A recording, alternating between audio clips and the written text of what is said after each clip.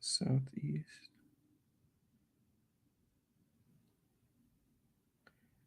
You edited it.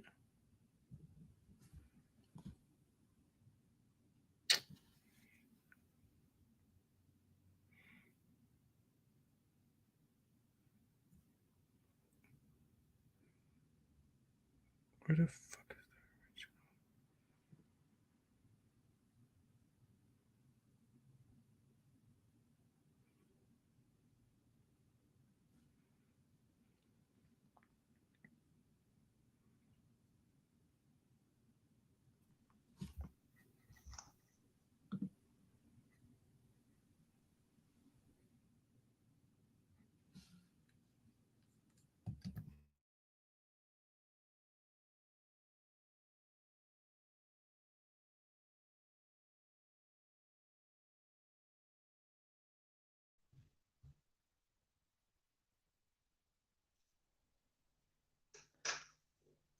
The MLB Gambling Podcast on the Sports Gambling Podcast Network is brought to you by our Patreon. Score exclusive perks, content, and contests, including our NFL Win Totals contest with a $1,000 prize. Join today at sportsgamblingpodcast.com/Patreon. We're also brought to you by Parlay Play. Parlay Play is a lead pipe lock-in for parlay and player props. Go to parlayplay.io. Use the promo code SGP for a 100% deposit bonus today. Welcome, everybody, to the MLB Gambling Podcast on the Sports Gambling Podcast Network. My name is Malcolm Bamford, coming to you from Newcastle upon Tyne in the northeast of England. Today is Monday, the 7th of August, and we have a full card of games across MLB for Tuesday the 8th. It is a three-man show, but our third man will be joining us in a couple of minutes. However, Mr. Lonte Smith is here. Lonte, good evening. How are you doing? Yeah, man, I'm doing well. Looking forward to breaking down this card. Hopefully we can have a better week. I haven't had the best past few weeks on the bases, so hopefully we can get back on track this week. Oh, mate, I've been quite hot, you know. I know you don't want to hear it, but I've been going on okay. Man, I love to hear. I'd rather it be one of us than, you know. Yeah, I suppose so. Yeah, I'm rooting for everybody, but, you know, it's good when the home team's doing good. That's good. Yeah, my little lock and dog track is now up to 14 units, so for £1,424, I think, something like that. So, yeah, beautiful. Yeah, bad start tonight, though. We took the there's one game in play. Only ways up so far. Oh, St. Dodgerson. Since we've been on air, Lonte, we are 3 runs closer to the Padres than we were. The Dodgers were leading 5-0 about 30 seconds ago. And now the Dodgers have it back 5-3. You said you took the over in that one as well. So yeah, I took you're well on your way. I think 8.5 and 9. I thought it should be like 9.5, 10. So went over both. Yeah, you'll be unlucky to lose from there. Yeah, who was in? Mark was first in the chat. Mark Galba-Russo. So good evening, Mark. Well done, TVDBJs here. Kaysen, Randy, J. Millie. Good start of the week. Nice, enthusiastic start of the week. Like I say, we'll have Scott along. Presently, he's going to be a minute or two. What's Randy telling us? He was a San Diego away win from going 8 for 8 yesterday, up 30 units for August. Go on, Randy. Why don't we hang up and get Randy on the show? It sounds like right. That's the way to go. Yeah. Right. Captain Sale was questioning my lack of a hat, which I didn't even realise I didn't have one on, to be honest. But yeah, I'm in desperate need of a haircut. I've got jobs on Thursday and Friday, so I'll have to go and get my haircut so I can look at least mildly presentable for work on Thursday and Friday. Okay, where are we going to start tomorrow? We'll start with 6:40 Eastern first pitch is the Minnesota Twins at the Detroit Tigers. Good pitching matchup, this one. To start us off, we have Sonny Gray going for the Twins and Eduardo Rodriguez, left-handed pitcher, goes for Detroit. It's -125 on Minnesota. It is +108 for the Tigers, and the total it's 8.5. Lonte, you can lead us off. Yeah, so I like Minnesota in the under here. I thought Minnesota had a pretty good weekend. They won 4 of the last 5+ runs in 3 of those games. Offensively, they've been hitting the ball really well. Detroit's been up and down in their last 5. In a series back in June, I think it was, Minnesota took 2 of 3. 2 of those 3 games went under. I think we could see a similar outcome to tomorrow. I was about to say tonight. But Gray, I mean, he's been solid on the road, only allowed more than 3 runs once. He pitched well against Atlanta, the Dodgers, Houston, Baltimore, and Toronto. He had 5 earned runs combined in that stretch. So he's more than capable of pitching against elite competition. So I'm pretty sure he wouldn't have any trouble with this Detroit lineup, it's not a murderer's row. Let's not kid ourselves. But Rodriguez also, he's been a little bit, I guess, erratic. 4+ earned runs in 3 of his last 4 home starts, all against below average offenses. Now, Minnesota is right in between, I guess, if you want to say average at best. But right now, the way they're hitting the ball, I like them. I like Minnesota to get it done, and I think we can see maybe a 4-3 type of game, 3-2. I wouldn't be surprised at either outcome. Yeah, that's exactly my reading of it. Very much Minnesota, a little bit like Cleveland. Your starting point is always which team's going to win 4-3. That's where I was straight away. And when you see them play Detroit, you think, yeah, I'm happy with that. So you don't need to go too much further, especially when then you look at the names and it's Sonny Gray and it's Erod going. Erod obviously had a little bit of shenanigans last week around the trade deadline when he invoked his no trade clause. So I think he settled down, let the dust settle on that one, and he will very much be back to normal. Yeah, I think see this being a duel. I'm happy to take the under because, like I say, it's going to be a 4-3 game. So yeah, under 8.5 is plenty good enough for me to get a winner under our belt. 6:40 Eastern first pitch is the Washington Nationals at the Philadelphia Phillies. Josiah Gray draws the start for Washington, and Zach Wheeler goes for Philly. Plus 250 on the Nationals, minus 285 on Philly. Total I have seen at 8 or a 9, whatever you fancy. I'm going to maybe call a little bit of an audible on here. As per usual, I handicap these without lines. My pick was going to be Philly on the run line, but I'm going to change it to an over. That the price is too short. Now, Josiah Gray, I quite like. He's got a lot of ability, but he seems to have leveled out a bit lately. He's 7-9 on the year with a 3.54 ERA, good numbers. You can't trust him on the road. He's thrown in some of his best starts on the road, actually. 6 innings scoreless at the Mets on his last road start. And yeah, I mean, Wheeler's been in great form for Philly. 7-5 with a 3.71 ERA. But a 2.76 ERA in his last 5. He's only given up 4 earned runs in 19 1/3 in his last 3 starts. Josiah Gray, 2.49 on the road, and he's got a 2.68 ERA in 7 starts against NL East opposition. The more I talk, the more I'm talking myself out of this as well. Philly are scoring runs, though. I've watched Philly quite a few times. They've been at a UK-friendly time this weekend. They've just under 7 runs per game in the last 5. I think it's 34 runs in the last 5 games. At home, they're a much better proposition. They're 30-21 at home. I'm going to go back to my original thing. Philly on the run line, please, Lonte. Well, I mean, I agree with the over. Initially, you were going over, right? Yeah. I went Philly run line, then over, then back to Philly run line. Yeah, I kind of lean to Washington, but I like the over more than the lean to Washington. And my case for the over is pretty simple. I mean, Wheeler is better on the road than he is at home. He's 15 earned runs combined in his last 5 home starts, 7 earned runs combined in his last 5 road starts. So being at home, I mean, he could be a bit erratic here. Washington, I thought, had a pretty good weekend. They've been hitting the ball really well. They did win 2 of the 3 in the June series. Well, it was late June, early July series. Both 1-run games. They did get smoked 19-4 in that 3rd game. So I'm going to go with Washington here. They tend to play better on the road. As far as the over, Washington has 4+ runs in 4 of the last 5. And you mentioned Philly hitting the ball pretty well, 5+ runs in 4 of the last 5. And I mean, Gray, like solid on the road, 2 earned runs or less in 7 of his last 9 road starts. Actually, in one of those games in that series back in July, 6 innings pitched, only allowed 1 earned versus Philly in a 2-1 win. So he's got some familiarity there. I'm going to lean with Washington. Love the over, though. Apparently, a mookie bet to go and slam has put the Dodgers 8-5 up. So Lonte is cashing everything, and the Dodgers are back on top. New player has entered the game, Mr. Scott Reichel. Hello, mate. How are you?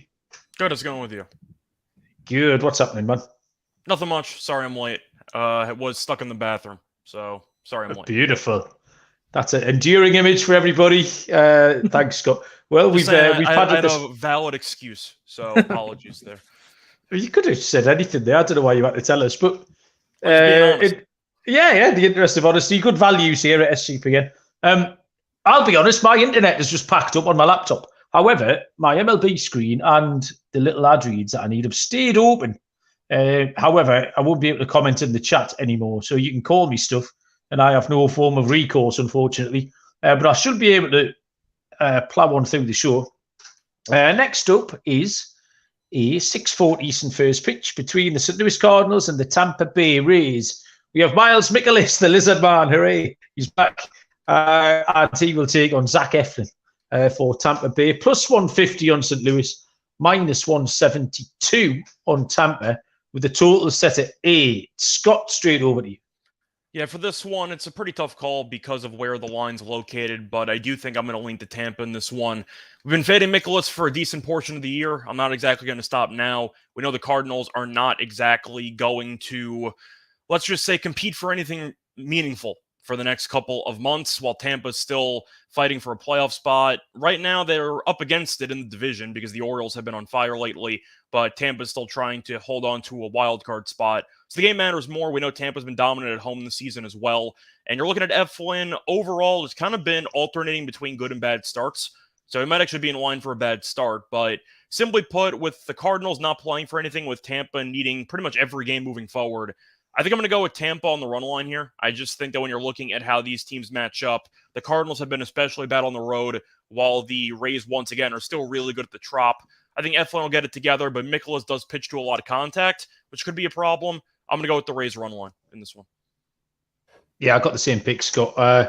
Mikolas is hard to trust, and he just seemed to be the type of pitcher that the Rays will be able to get at, that they're going to be prepared for. St. Louis are rubbish as well, which is a perfectly reasonable thing to put out there. And Eflin's good enough in this situation. The Rays have been a little bit better. The bats have been a little bit louder recently. So, yeah, I'm going to take the same pick, Tampa Bay on the run line, Lonte. Yeah, I'll make it a team ride. I like Tampa as well. I'll take it a step further, actually. I like the team total to go over. Mikolas 4+ earned runs in 3 of his last 5 road starts. And you mentioned it with Eflin. I thought he's been, up and down his last 4 starts. He has 5 earned runs in 2, and then he has 0 in the other 2. So, I mean, it's kind of iffy on what you're going to get from him. He has had 2 earned runs or fewer in 5 of his last 7 home games, not allowing a lot of home runs, 1 home run in his last 7 starts, 1 walk also in that span. So he's keeping the ball on the ground, keeping it inside the park. I mean, Tampa Bay is 37-19 at home. St. Louis 7 games under on the road. I like Tampa in the spot. I think they can come in and score 6+ runs here. So I like Tampa and the team total to go over. Next up is a 6:40 Eastern first pitch with Miami Marlins going to the Cincinnati Reds. Braxton Garrett, left-handed pitcher for Miami, and Luke Weaver gets the start for Cincy. Minus 142 on Miami, plus 124 on Cincinnati. Total is at 10.5. Scott, we're coming back to you. I'm going to go with the Marlins here. Simply put, Weaver has been a little bit better lately, but I'm still not a big fan of him in general. Garrett, I think, simply put, the better starting pitcher, but the main reason why I'm going to take this is because of the fact that the Reds are completely falling apart, and I'm not going to suddenly expect them to turn it around because you're looking at how they performed over the weekend, and Washington kind of buried them. Like, it was not pretty most of those games. You're looking at Weaver, and he has given up at least 3 earned in, let me just look at the exact number here. He's given up at least 3 earned runs in 4 of his last 5. He had a good start on the road against the Dodgers, but pretty much every home start he's gotten shelled, which explains why he does have an ERA of 8.25 at home. I'm going to go with Garrett here. I think Miami's another team that's also falling apart, but based on current form, Miami's playing better than Cincinnati is, and at least Miami has an average bullpen, maybe slightly above average. The Reds' bullpen's a mess. So I'm going to go with the Marlins here, laying a decent price with the better starting pitcher. Lonte? Yeah, so I kind of struggled to pick a side here. It's been struggle city for both of these teams over the last week. Cincinnati lost 6 straight, Miami 4 straight. Cincinnati's actually been stuck on 3 runs for the last 4 games. They scored exactly 3 runs in the last 4 games. Miami 2 earned runs or less in 3 of the last 4. I mean, I kind of don't want to take a Cincinnati under. Take an under with Cincinnati because they can just get hot at any given time, They especially forgot at how to home. hit though. Yeah, they did, but I mean, they could snap out of it real quick. And they've done this before too. They've won like 7 or 8 in a row, then they lose 5, and they win 6 or 7, and then they lose 4 or 5. So I mean, I'm kind of up in the air with this one. If I had to take a bet, I'd bet Cincinnati and take them like their team total to go over, thinking they remember how to hit. I guess the counter argument to what I said was that you don't want to lay 140 with Miami, who's not playing well either. Yeah, I'm not no, going to have any that's the thing. action on it, but Yeah. I can't back Luke Weaver and the Reds' current offense. I just don't think there's any realistic chance of them turning it around this season. I know that once again they could go on a run, but now the Cubs have kind of done the exact same thing the Reds did a couple months ago. Right. I wonder mentally with a young team, do you think the Reds can just suddenly snap out of it and just wake up during the most important time of the season? Because a part of me is skeptical that the young core might just realize it's not meant to be.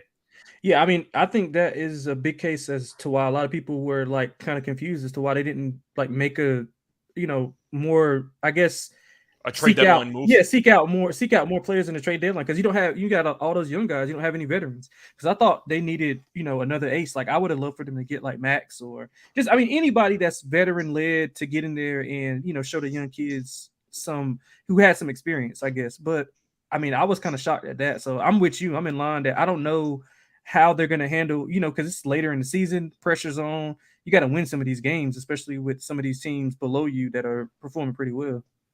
What about you, Malcolm? You think that the Reds can turn around? I know that basically everyone at SGPN has action on the Reds to either win the division or make the playoffs. I probably think that they'll just carry on rolling how they have been.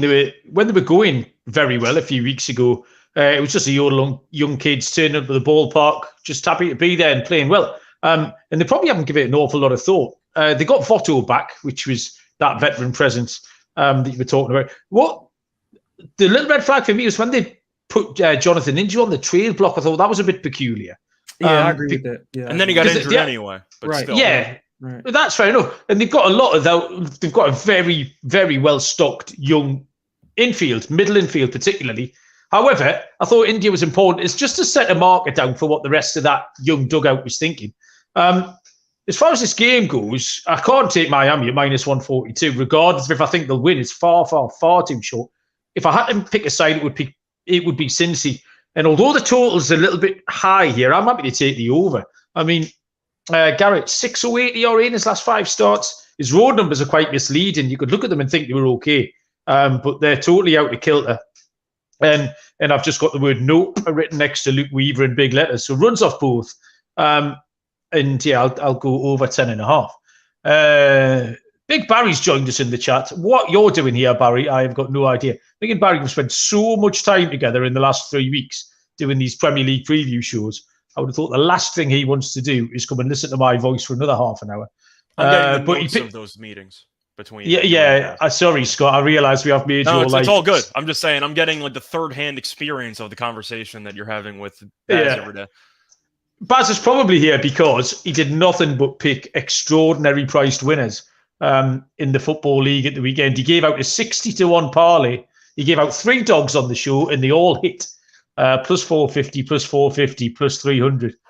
Ridiculous tipping from Barry. So if you get a chance to listen to the Premier League show this week, that's a nice little segue, Baz. Thank you. Baz was absolutely on fire. 7:05 Eastern first pitch is the Houston Astros at the Baltimore Orioles. Left-handed pitcher Framber Valdez for Houston, and Grayson Rodriguez draws the start for Baltimore. It is minus 125 on the Astros, plus 116 on Baltimore, with a total of 8.5 for Lonte. Yeah, so I'm going to lean to Baltimore here. I like the over a little bit more. Both teams are pretty much bet on teams for me right now. I can make a case for either side. I mean, Baltimore's won 8 of their last 10, dominated the Mets. And again, I know it's the Mets, but they still were dominant. 19-6, they outscored them in that series. Houston, 6 of the last 10, they've won 33-24 on the road. 44-32 is a favorite. Baltimore 35-21 at home, 35-24 as a dog. So I mean, you can see the similarities there. The thing I would lean to Baltimore would be because I don't really know how effective Valdez is going to be after that no hitter. Usually want to back the opposite team when you're going against a pitcher who just came off a no hitter. He has 13 earned runs combined in his last 3 road starts. I mean, before the no hitter, he's allowed 4+ earned runs in 4 of his last 5 starts, so he hadn't been pitching well. Rodriguez, I mean, he's faced tough offenses, but he hasn't been horrible. 2 earned runs or less in 2 of his last 3 starts on 8 combined hits, so he's keeping the ball in play and letting the defense handle it. No home runs in 4 straight. That's really big against the Houston team. They got Altuve. They got Jordan back in the lineup. I mean, it's tough. I'm going to lean over thinking we get some points here. If I had to make a bet on the side, I'd lean with Baltimore at home plus money. I mean, they're just running too high right now to bet against. Yeah, Baltimore, this is the price that Baltimore have been at the most dangerous. Is sort of just a small plus price. Yep. Anything between plus 105 and plus 120. Baltimore have just been an auto bet. Valdez was struggling before that no-hitter as well. However, I don't think Rodriguez has been great. I just think it's going to be a shootout. I think this should be the 10.5 game, not that Miami Cincy one. Totals at 8.5. Perfectly happy to take the over, Scott. For me, I think I'm going to lean to Houston first 5 here.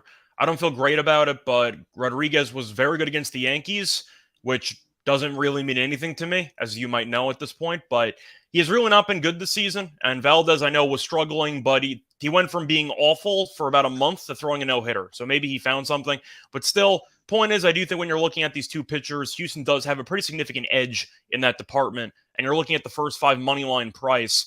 It's pretty cheap when the starting pitching disparity is this large. I still don't think Grayson is that good. Once again, he had a good start against the Yankees and a decent start against the Rays. That was not very good last time out. But I do think Valdez is the better pitcher here. I watched Baltimore in that series against the Mets. Offensively, they were solid for the first 2 games. Then I watched the last game. They scored 2 runs, and it was kind of gifted to them both times. But for me, I'm going to go with the Astros first 5. I just want to keep fading Rodriguez in some capacity, and Valdez could pitch zeros. So give me the Astros first 5. 7:05 Eastern first pitch. The Atlanta Braves at the Pittsburgh Pirates. Yonny Chirinos for Atlanta, and Mitch Keller goes for Pittsburgh. It's minus 142 on the Braves, plus 136 on the Pirates. Total is 9.5. Yonny Chirinos has a 5-4 record on the year, 4.42 ERA. This is his 3rd turn through now with the Braves since he was traded. His first 2 starts have been poor. He's given up 7 earned runs in 8 2/3 pitched, 12 hits and 2 walks in that spell as well. So he currently looks vulnerable, still hasn't settled down in a Braves uniform. Keller 9-8 on the year, 4.35 ERA. He's been horrible lately, 9.93 ERA in his last 5. Stretching which Pittsburgh have gone 0-4. He's gone 0-4. The safest play, I think, as there are several ways of cashing this, is the first 5 over. Everyone could get involved in the action. Even if one side just gets involved in the action, that might be enough. Lots of different ways to win. The first 5 over for me here. Lonte. Yeah, so I'm going to make it simple for me, man. I like Atlanta team total over. I lean to them full game. They've scored 6+ runs in 6 of the last 9 games. And is Keller still going, right? He didn't get scratched, did he? No. Okay, cool. He's still going. Yeah, so 24 earned runs in his last 4 starts, 7 of those being home runs. He had 9+ hits, and 3 of those 4 also. I mean, in Chirino starts, I mean, he's the only pitcher probably that can give up a 4 or 5 point lead and still be pretty confident because they've scored 12 and 10 in his first 2 starts. So I don't look for much to change here. I think they can soar over the team total. I think it'll be around like 5.5 if I had to guess. Maybe 6 if the total's 10.5. But just 5.5 juiced or 6. I'd look for it to go over. I like both either one you can find when it comes out. So I like the team total to go over. Love that. Runs, Scott. Yeah, I'm on the over as well. There's no reason for me to shake anything up here. I don't think Keller's any good. I've said it for years, and I don't know what happened in the first half this year. He just randomly learned how to pitch temporarily, and then he made an all-star game, and then immediately turned back into a pumpkin because he's getting shelled start in, start out. I don't think Trinos is that good either. So I think you're looking at runs here. Pittsburgh offensively over the weekend was decent against Milwaukee. They weren't that bad. I think that this team is decent enough to score against a pretty bad starting pitcher. You're looking at Keller, though, and he might get murdered in this start. But you're looking at the weather report, and the wind's blowing out, actually, kind of towards center field, towards right center as well. So you're looking now, it should result in a pro-run environment. But I don't like either starting pitcher, and we know Atlanta can score 10 runs by themselves. I'll be on the over. Scott, do you have the ad reads document to hand? The ad reads document. I believe I do. Yeah, hang on a second. Okay, I'll do the first one. Are you doing? I'll do the Patreon one from memory. Next time the parlay player, this is all you. So yeah, help us in the fight against corporate gambling by joining our Patreon page. You'll get access to exclusive content and contests, including the NFL Picks contest, which has a $1,000 first prize. You get the SGP D-Gens Story podcast, which gives you loads of good fun from decades of being D-Gens. The place to get all of this content, as well as our free picks always, is sportsgamblingpodcast.com/Patreon. That's sportsgamblingpodcast.com/Patreon. 7:10 Eastern first pitch is the Kansas City Royals. By the way? Mate, I've done 300 shows in the last week. Like 25 times. Yeah, absolutely. It's only because the other ad only came on today that I haven't memorised that. If it was Underdog Fantasy, I could do that in my sleep. No problem. Kansas City Royals are the Boston Red Sox. We have Brady Singer for Kansas City. We have Cutter Crawford for Boston. We have lines of plus 166 for KC, minus 180 on Boston. Total set at 10, Scott. So both these teams are kind of falling apart. Boston can't base run, but I'm looking at the spot, and Crawford's been pretty good lately. They've kind of wasted some of his good starts, but he's been solid. And you're looking at Singer, and he's been a mess. But once again, Crawford's allowed less than 2 earned in 3 of his last 4. Singer's struggles have been well documented all season long. Kansas City's a really, really bad baseball team. Boston ran into a playoff team. Whether you like Toronto or not, they are probably going to be a playoff team, either them or Seattle. So Boston, once again, has fallen back into last place. They're not a good team, but they're fine. Kansas City is a complete bottom feeder that's only better than arguably Oakland. You can make an argument, but the point is, I think when I'm looking at this matchup, I'll go with Boston run line, maybe Boston team total over. But I do think, once again, Crawford has been good. I think he could pitch well again. So I'll go with Boston run line in the start, maybe Boston first 5. Okay, so it's all Boston for Scott. Lonte? Yeah, so I'm going to go with Boston on the run line. Also, I absolutely love their team total to go over. Kansas City, they played well. They have been playing well. 7 of the last 10 they've won. Offensively, they look, probably as good as they've looked all year, especially with Bobby Witt, who's been hitting the cover off the ball. Boston, like Scott mentioned, they've lost 7 of 10. Outscored 31-11 during that 4-game losing streak. Singer, he's not good in my opinion. 4+ earned runs in 3 of his last 4 road starts. I think Boston's bats can get back on track here with Crawford on the mound. I think they'll be fine. So I'm looking for an offensive outburst from Boston. I think they can score north of 7 runs here. I took Kansas City to win the Monday night game here against Boston with Brian Bell fighters with plus 180. So I'm going to back them up and take Kansas to win this one as well. Safe in the knowledge that they're going to win one of them. And when they do, we'll have a little bit of profit. So Singer's been all right lately. KC have been competitive, as Lonte points out. Crawford's been good in short starts. And you say Boston are just wobbling a little bit. This is probably the hottest streak Kansas have been on. Kansas City, internet man, all season. So yeah, they're definitely going to win either Monday or Tuesday. If not both, they win both. We'll go and laughing all the way to the bank. So I'll take the Kansas City Royals at plus 166.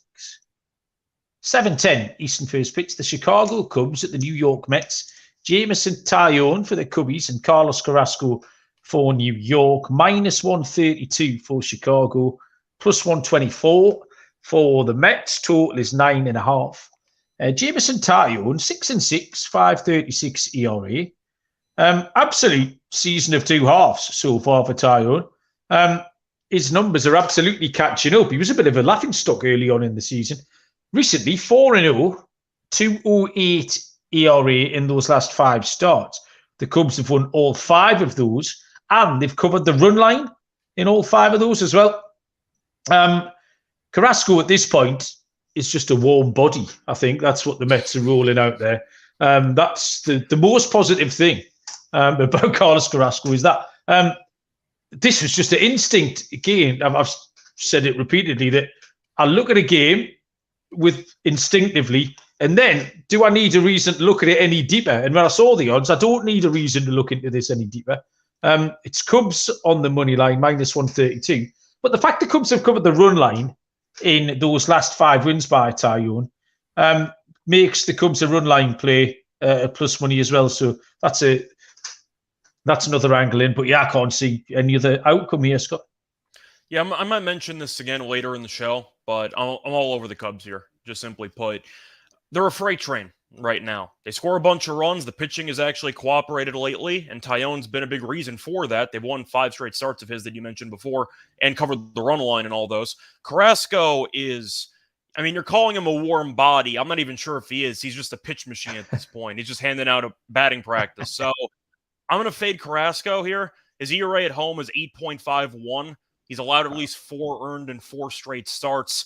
The Mets are also just actively punting. They traded away anybody worth a damn besides Lindor and Alonso for the trade deadline, and I watched them over the weekend. It was really ugly. I cashed the Orioles run line on Sunday, which was nice, but still, the Mets are in complete fade territory. They got swept by the Royals? Really? By the Royals? You couldn't win a game? And then they went into Baltimore and they got dominated.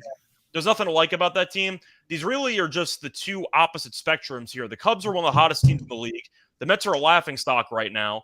I don't see any reason for that to change. And Tyone's been good while Carrasco's been awful. I think the Cubs bury him in this start. I think they're going to win this game by multiple runs. What is there to like about the Mets? The offense forgot how to hit. The bullpen's been a mess. Carrasco's been terrible. I don't know what there is to like about this team. So I think the Mets are going to be auto-fade territory moving forward. The Cubs, though, I'll tell you what, even if they don't make the playoffs, they're fun. They score runs. That's good enough for me. Give me the Cubs. Lonte, team ride on the Cubs? Yeah, totally in line with what Scott was saying. I got in my notes, Mets unbackable right now. I mean, outscored 32-9 in their 32-8. I'm sorry, in their last 5 games. 2 runs or less in 3 of those 5 games. I mean, Cubs impressive over the weekend. I mean, they took 2 of 3 against Atlanta. They've won 7 of their last 10.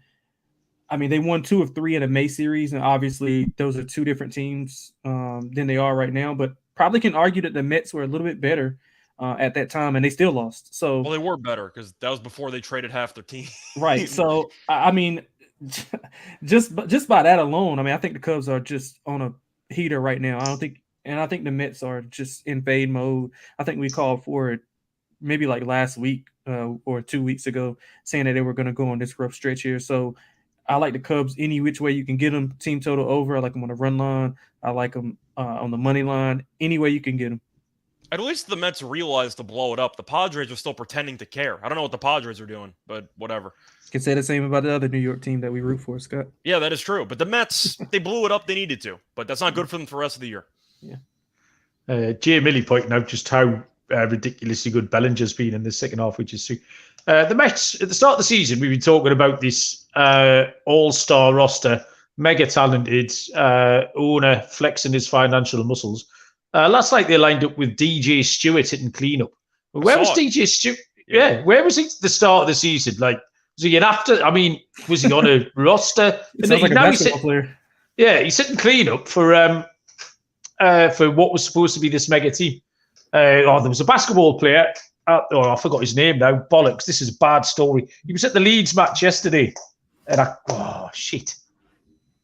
That story is an absolute cul-de-sac because I've completely forgotten his name. I'll think about it as we go. Was his name LeBron James? We'll start. It wasn't LeBron James. I know who he is. James? Okay, cool. It wasn't Magic Johnson, and I'm only asking because wasn't LeBron I know has been rumored to get involved in some Premier League soccer. So I wasn't sure if he was. Jimmy Butler's been traveling a lot. I know he's a cultured individual. Watches a lot of tennis. Luka, maybe he's invested in Leeds United. It's right at the tip of my tongue because LeBron's invested in everything. Yeah. So because I think Ricky Fowler is invested in them as well. I will think of it before the end of the show. Someone will chirp up in the chat before. Was there give you a the rest prize. of the story involved? That's him, Jay Millie. You win a prize. It was Russell Westbrook, yeah. Okay. There you go. Thanks, Jay Millie. The rest of a story to that, or you just wanted to say that you saw? No, that was it. No, sorry, okay, just cool. my mind works and mysterious. Why you mentioned? Why did I think of that? Did you mention? Oh, DJ Stewart sounds like a basketball player. See? All links together. It goes full circle. You skipped the bridge part and just went to a separate story. That's why I got confused. Sorry. I'm at a funny age. 7:10 Eastern first pitch. The Toronto Blue Jays at the Cleveland Guardians. Left-handed pitcher Yusei Kikuchi for Toronto and Tanner Beebe for Cleveland. -110 for the Blue Jays. -102 for Cleveland. Total is 8.5, Lonte. Yeah, so I mean, it's a tough game for me also. Toronto, they're rolling right now. They've won 6 of the last 10, including 4 of the last 5. But we all know that Kikuchi is susceptible on the road. I mean, he has performed well. 3 earned runs combined in his last 4 starts. 2 earned runs or less in 5 of his last 6 road starts. So in the small sample size, he's pitched well, but we all know historically he doesn't pitch well on the road. But Toronto, they have been performing well on the road at 33-26. And offensively, I trust them a little more than I do Cleveland. BB's only allowed more than 3 earned runs once in his last 9 games, 4 earned runs combined in his last 5 starts. I mean, he's been getting hit pretty well, but it's just not, I guess, it's not going like countering into runs. So I'm gonna lean with Toronto here, but honestly, I wouldn't be surprised if Cleveland wins. But it's just a slight lean Toronto. I think they're in better form right now. Scott? Yeah, for me, it's a slam dunk play here. I'm going to go with Toronto. People are forgetting that Ramirez is not going to play in this game. He got suspended 3 games for the right hook, so they don't have anybody on offense. Naylor's on the IL, so you're losing Josh Naylor and Ramirez for this game. How are the Guardians supposed to score? Like, I don't know what else they have. I also find it pretty funny, by the way, Ramirez got 3 games. Anderson got knocked out and got 6 games, so he somehow got double the suspension that Ramirez got, which I don't really understand. But anyway, I'm going with Toronto in this one. I do acknowledge BB's the better pitcher, and I know the wind's blowing out, but I kind of like the under because, once again, I really don't know how the Guardians are supposed to score when their 2 best offensive players aren't playing in the game. So I'll go with Toronto, whose offense woke up over the weekend against Boston. Once again, they've been a very annoying team to back, but they have been a lot better than Cleveland has. Cleveland's kind of waved the flag on the season with all the people that have now gone on the injury list and all that stuff like that. But I'm going to go with Toronto, and I'm going to lean to the under.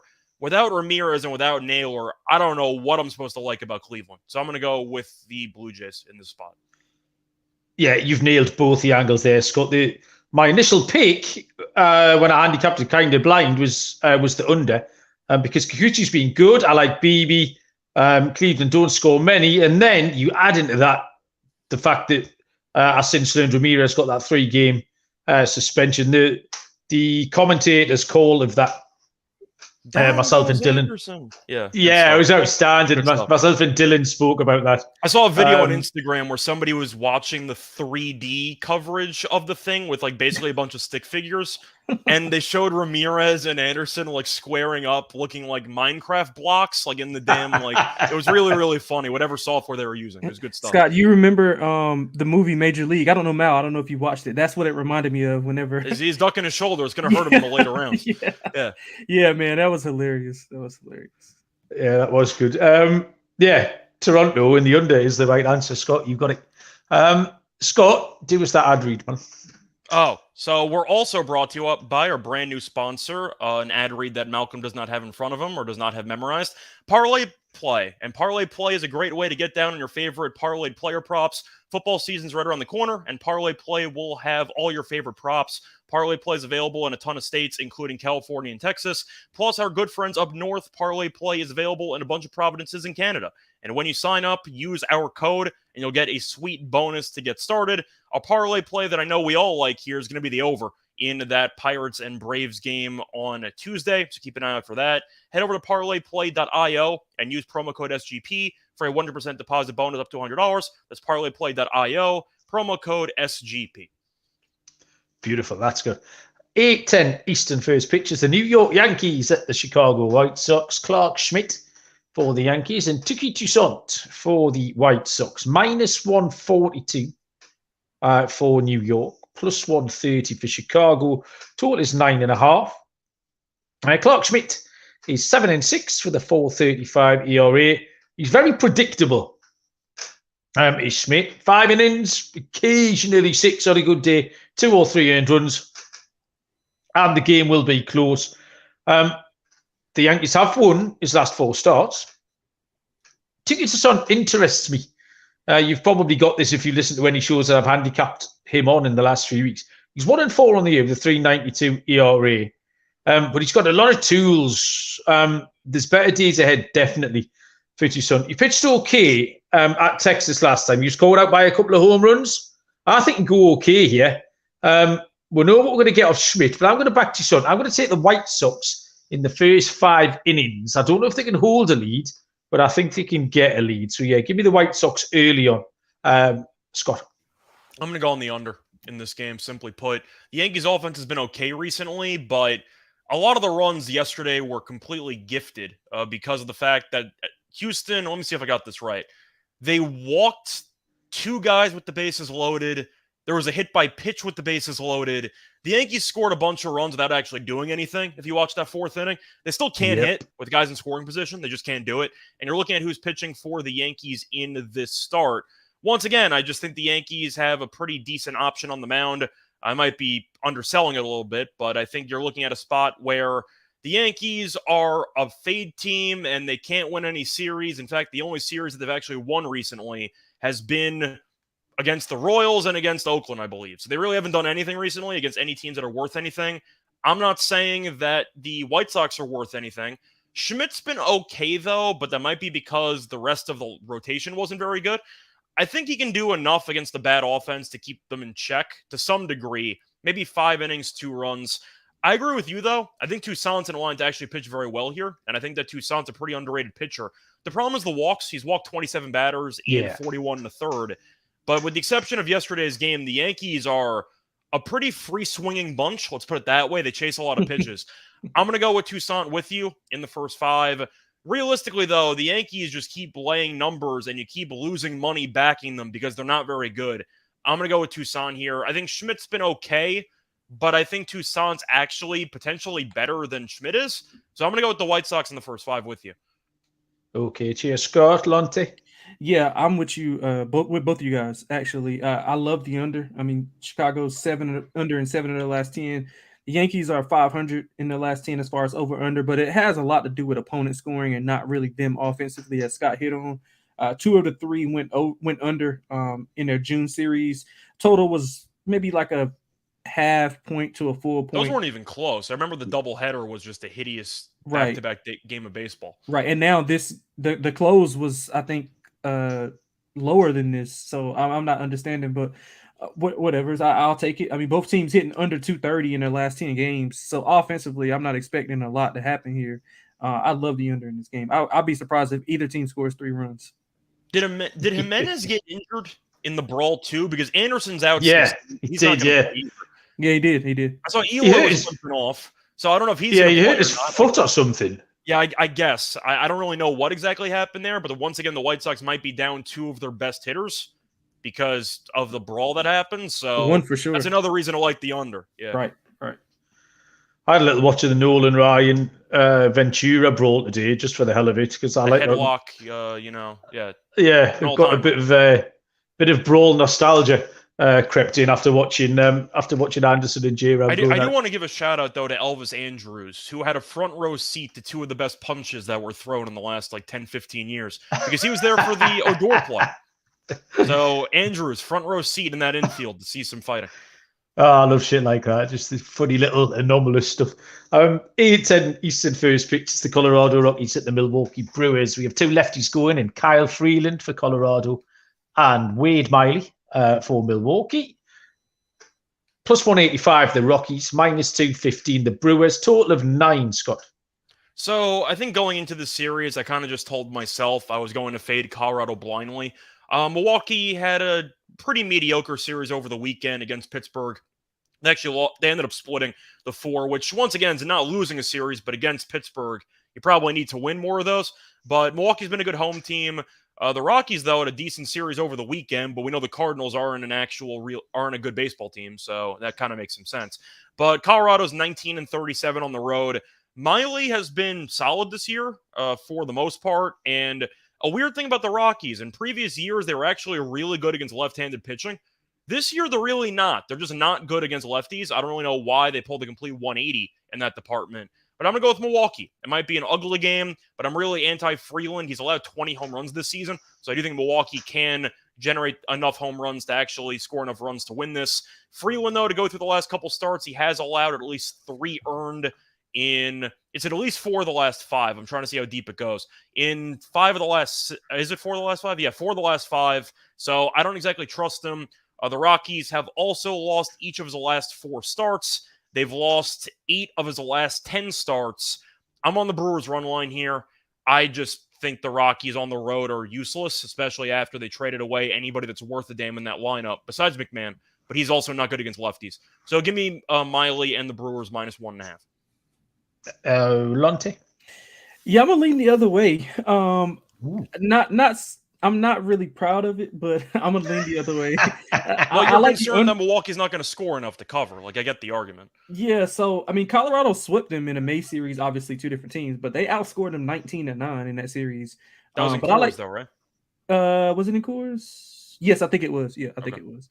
And I mean, I'm just not sold on Milwaukee. Like, they had up and down weekend. They probably should have got swept this weekend if it wasn't for some late game rally. I think their rookie had a walk off. They won in extras. I think it was the Saturday game. Yeah, so that was pretty fortunate, and I think either one of their wins, or both of their wins, could have went either way. So I'm not really impressed with them right now. I love the under though. Both teams under in 3 of their last 5 games. Colorado is 64% to the under on the road. Milwaukee's been an under team all year, 57% to the under on the year. You mentioned Freeland; he has been getting hit hard, and he's had some control issues. So if you want to look at some props, I would maybe look at a under on his total outs and over on his total walks prop. Miley, you mentioned, has been good. But again, I mean, I don't really trust Milwaukee's offense. I don't trust Colorado either. So I'm going to root for nothing to happen and Colorado to win 1-0. I'm also curious where the Freeland hits line opens up, because the last couple of starts, 7-9, 7-9, 4-9-9. It's a lot of hits. Smoked, yeah. I probably took the lazy option here and just went straight to the Milwaukee run line for many reasons Scott said. I mean, Freeland's record on the road is 1-8. The Brewers don't score loads, but they can win this 4-2. That'll do it. Get this covered. I didn't want to overcomplicate it. So, it's not big or clever, but that will be my pick. 9:38 Eastern, first pitch. This is the only off-the-board game. At least it's off my board. The San Francisco Giants at the LA Angels. TBD for San Francisco is the reason for that one. Lucas, well, am I on the right? You're about to say Giolito, but then you hesitated. Because, I've got Gilbert written down, but in my horrible handwriting. That might be for Seattle. It is, that's just my horrible handwriting. Gilbert looks a little bit like Giolito. You can see where that might have gone wrong in my brain. I'll start again. The San Francisco Giants and the LA Angels. San Francisco TBD. The LA Angels have Lucas Giolito going. I saw no lines for the total of 8. So I don't know if you can talk me through that one, Scott. I see Giants minus 125. Okay, Giolito plus 105, total of 8. Yeah, I've got no Giants picture though. Lonte, do you have much on this? I thought it was Webb. Do you see Webb? The Webb's pitching tonight.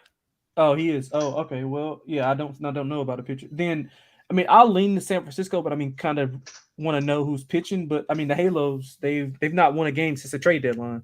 So of course they got the buyer's remorse. They've lost 8 of their last 10.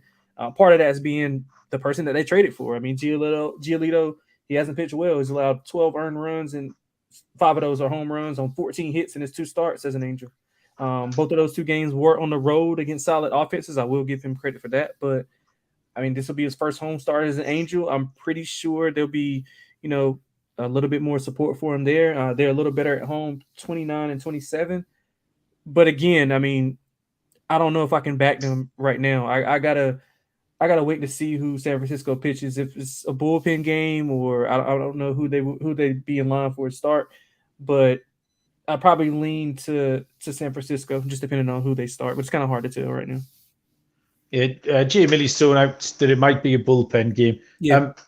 San Francisco did okay with the bullpen games pre All-Star break, but I think we've seen the law of diminishing returns is the on that for the Giants. I've taken the over here. It just looked ugly with Giolito and whatever the San Francisco Giants are going to cobble together. But yeah, that was a bit of a little bit of guesswork involved on my part. I've got no strong thoughts, Scott. I'm going to go with the Giants as well. Just simply put, when you're looking at how bad the Angels have been, it's really funny, in my opinion, because they should have traded Ohtani, and now they're just stuck with nothing. So, yeah, have fun with that. But yeah, the Angels are just a bad run organization, and they're taking time bomb every year. I expect them to go below 500, and that's where they're headed, like they always are. So I'm going to go with the Giants here. They're still a playoff team. They've been playing some decent baseball lately, but the Angels have just invented ways to lose, and the bullpen's brutal. The bullpen was such a surprising strength for most of the year, and now everybody's bad. And it feels like they keep using Berea, who keeps getting shelled to lose games in extra innings. And I don't know why he's still coming out of the bullpen. But anyway, I don't think the Angels are a good team, and they're kind of getting exposed for it. Ohtani can only do so much. So I'm going to go with the Giants here. I'm going to fade Giolito and take a pretty good price. 9:40 Eastern first pitch. The LA Dodgers at the Arizona Diamondbacks. Julio Urias, left-handed pitcher for the Dodgers, and Brendan Pfaadt for the D-backs. -162 for the Dodgers, +136 for Arizona. Total is at 9.5. Urias 8-6, 4.69 ERA. Generally reliable. Had a bad start at Baltimore recently, which is fair enough. Baltimore can smash up a lot of different pitches and have done. Dodgers are playing well over the weekend. They've definitely had that big brother thing going over San Diego. And latest, when my laptop caved in, it was 8-5. Dodgers again. Oh, shit. There you go. So, yeah, the Dodgers are playing well. The lineup is just consistently hitting. Brandon Pfaadt is 0-5 on the year with a 7.11 ERA. This is now his third start since he returned to the majors. And his last one was a beauty. Kind of the start that everyone's been talking about him having since spring training. 7 innings, 1 earned run at the Giants. However, the Dodgers are not the Giants. They are a different proposition. Arizona just are unable to win a game. We just talked about the Angels. I watched Arizona just throw a game away last night. Which game was it? The Twins, maybe? Who got shelled against Minnesota in the ninth inning. Yeah. They traded for, couldn't get him out. Yeah, absolutely. And that just, it was behind a really strong Zach Gallen outing. And yeah, they're just head scratching now. It's a shame, actually, how the Diamondbacks have dropped off, because I was enjoying how competitive they were being this season, and they were shaking that division up a little bit. And I'd back them at 40-1. But it just hasn't happened, unfortunately. Dodgers on the run line here. I'm out on the D-backs, and the Dodgers are just scoring runs, as you can see in tonight's game. So yeah, give me Dodgers on the run line. Lonte. Yeah, I couldn't agree more with you. I mean, the D-backs are a bit against team for me right now. They lost 8 of the last 10, 6 straight, outscored 29-11 in that process. As far as 6 straight, they're hitting under 210 in their last 2 games. 2 runs scored per 9. That tells you everything you need to know about this offense.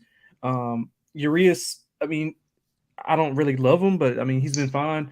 They only allowed over 3 earned runs once in his last 5 games. He's had 2 shutouts in that mix.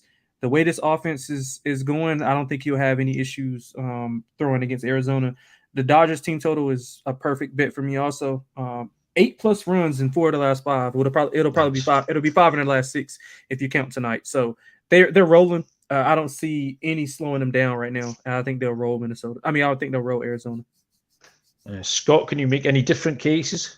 The only thing you could counter argument with is that Urias is really bad on the road.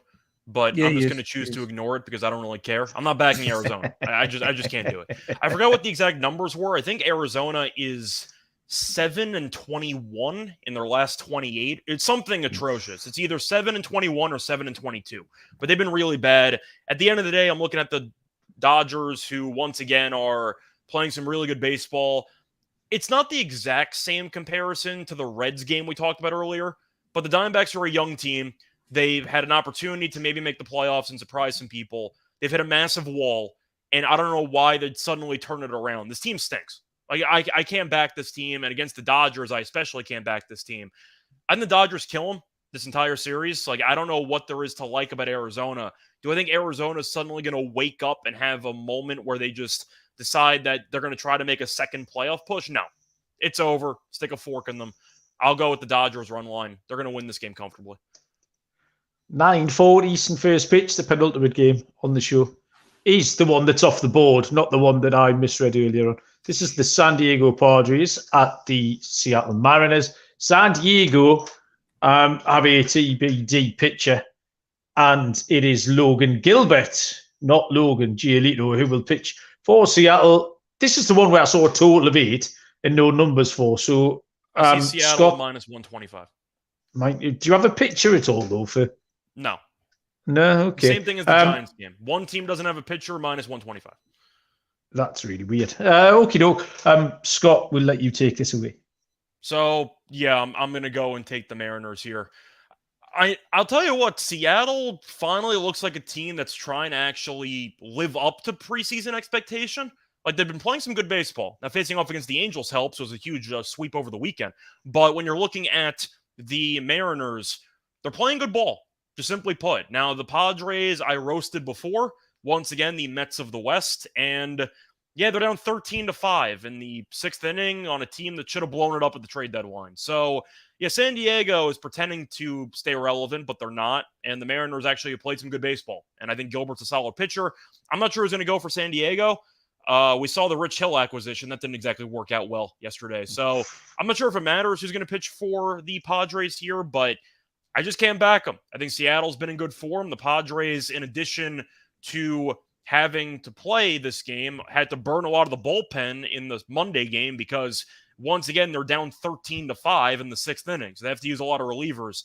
Give me the Mariners. I like how they've played. I'm not sure if they're going to get into a playoff spot, but they're going to make it close. This team's actually playing some good ball. When you've got like friends who support a certain team, so you get on, they're on your radar a little bit more. This is what's happened with me in Seattle. So Blake Meyer, who hosts the Baseball Money is Fake show, quietly won some games here and there. Yeah, and Blake is not so quietly telling you about it all the time. So I'm fully aware of how Seattle have been going, and Blake's quite high in them. I think in any position at the moment, Seattle at home to San Diego, and you offered minus 125, you just take it. It's not that complicated. You see that Rich Hill you were just talking about, that was like finding money in the street last night, finding Rich Hill. It was absolute giveaway. It was outstanding. It wasn't even money. It was like counterfeit money. It was Monopoly money in the middle of the street. Yeah, you're like, what's the catch? Same here. Give me Gilbert and the Mariners at minus 125, Lonte. Yeah, absolutely. I love the Seattle Mariners here. Winners of 8 of their last 10, won 5 in a row. They've actually covered 7 of their last 10. San Diego struggles as an underdog, surprisingly, 8-17 as a dog.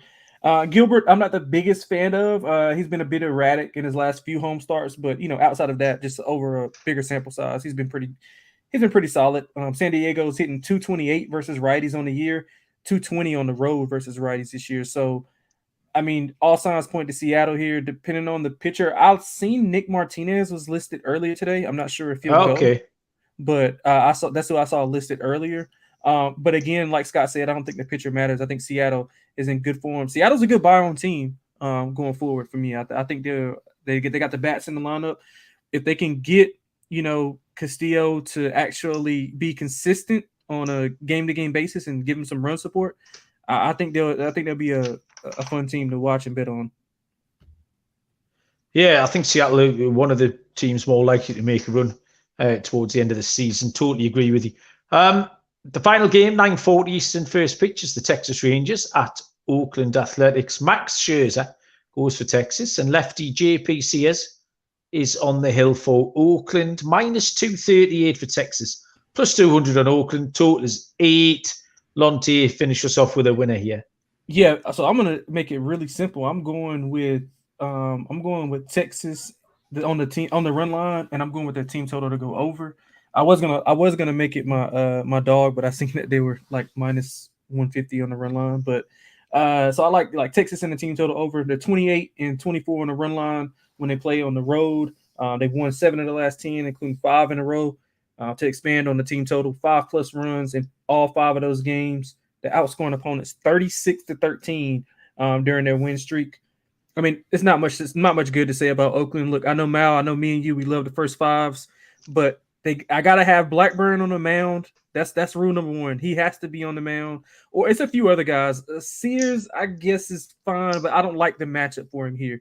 But if it was anybody else, I would be like, if there's anybody else they were playing other than Texas, I'd be on them first 5.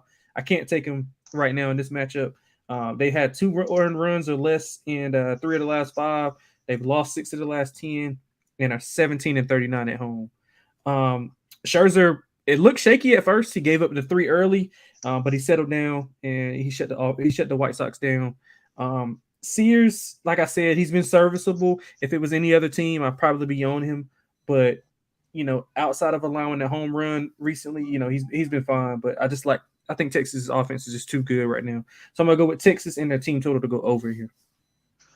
Well, Lonte, it's a good job I'm here, so I can take Oakland on the first 5. Come on, this was dead easy. This was the template. Oakland first 5. Scherzer's a little bit vulnerable, still settling into his new job. And I love Sears. I think Oakland did us a job again last night against San Francisco. They can get in front here. Texas do have 7, I believe it is now, multi-home run games in a row. So if you want some home run props, go and find that on the Texas Rangers. But in the second half of the game, because Oakland are going to be in front in the first 5, Scott. I think I'm going to go with Texas run line here. I wanted to make a case for Oakland, but Texas has won 6 straight. They're playing very good baseball. Mostly at home, though, so I will acknowledge that they are only 500 on the road. Oakland, though, nice job over the weekend against the Giants. Nice job. But anyway, I'm going to go with Scherzer and the Rangers here. I just think at the end of the day, you still have the better starting pitcher on the mound, but it's mostly the head-to-head. The Rangers are 5-2 this season. All 5 wins by multiple runs. In fact, all 5 wins have been by 3+ runs. So a lot of the games that Texas wins aren't close when these teams get together. I think Texas does enough offensively. You might see Oakland's bullpen blow it late. We've seen that before. But I'll go with Texas run line. I just think, once again, they've done very well against this weak team, and they've won 6 straight. Seager being back in the lineup helps. They have a lot of weapons. We know that. I'll go with the Rangers run line in this game. Okay, thanks, Scott. And ladies and gentlemen, boys and girls, 15 games in the books. Lock and dogs to come, and we'll get Lonte to lead us off, please. Yeah, I don't want to give out my lock and dog because it's probably in one game. I like the Cubbies a lot. I'm gonna do them as my lock on the money line. They are. I know, Scott. I know you'll take the run line, so that'll be half. That was my plan. Yeah, I was gonna. Okay, so but they're 27-25 on a run line in road games. They've covered 7 of the last 10, so that's a little feather in the cap for you. Carrasco, he's not got out of the 4th inning in 3 of his last 4 games. 21 earned runs in his last 4 starts. The Cubs are 29-23 on the run line as a favorite. I just think all signs point to the Cubs like shelling the Mets. I don't think there's anything to look forward to or to make you want to bet on the Mets at all. I mean, the Kansas City series showed me all I needed to see. Taillon, 2 earned runs or less in 4 of his last 5 games. 1 earned run or less in 3 of his last 4 road games, so he's in good form.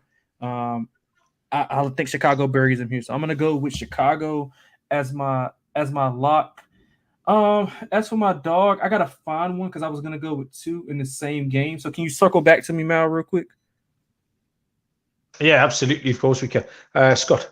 Yeah, so for my lock, I'm going to go with the over in the Braves and Pirates game. I thought about the first 5, but to be honest, I'll just take the full game anyway. Pittsburgh's bullpen's not very good, and Atlanta's has actually not been great. But I see 9.5. Chirinos, I'm not a fan of. I've mentioned it before, and he's not been good since joining Atlanta. And Keller, once again, I think it was a very fluky first half of the season for him. I don't think he's very good. The weather should support the over.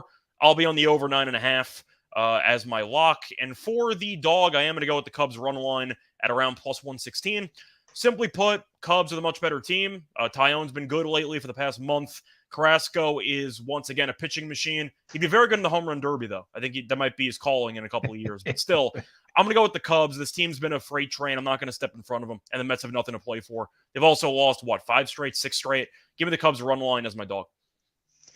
I ain't going last because I feel obliged to change my picks when you two have stolen my picks. I can go so you can, if you need to look. Well, I'm getting in now in case so you can't steal another one. If you've so for my lock, I'm going to take the under 8.5 at Minnesota versus Detroit. I'm just going to wake up and check the scores to see which team won 4-3. Dead straightforward on that one.